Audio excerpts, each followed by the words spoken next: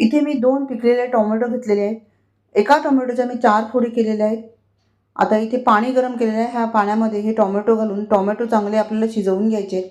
टोमॅटोला आपण बॉईल करून घेतलेलं आहे. आता चाळणीमध्ये ह्याला काढून घ्यायचं आणि थोडंसं थंड करून घ्यायचं. थंड करून झाल्यानंतर त्याची साल काढून टाकायची.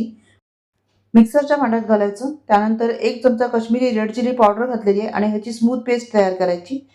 यामध्येच आता बारीक रवा घेतलेला आहे मी अर्धा कप. त्यानंतर 2 चमचे सफेद तीळ, चवीनुसार मीठ घातलेलं आहे. साखर घेतलेली आहे अर्धा चमचा. यानंतर चिमूटभर हिंग घातलेला आहे. ओवा घेतलेला आहे अर्धा चमचा. धणा पावडर घेतलेली आहे अर्धा चमचा. पाव चमचा जिरा पावडर, पाव चमचा गरम मसाला आणि हे सर्व व्यवस्थित मिक्स करून घ्यायचं. एक मध्यम आकाराचा उकडलेला बटाटा घेतलेला आहे, तो किसून घेतला आणि हे सर्व व्यवस्थित मिक्स करून घेतलं. आता यामध्ये लागेल इतकं गव्हाचं पीठ घालायचं.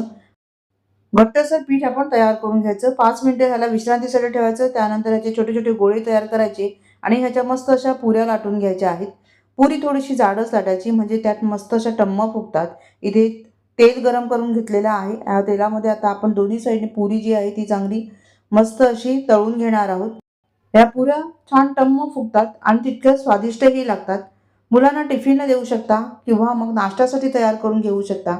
रेसिपी आवडली तर लाईक आणि कमेंट करायला मात्र विसरू नका. पहा पुरी किती सुंदर झालेली आहे, अगदी खुसखुशीत.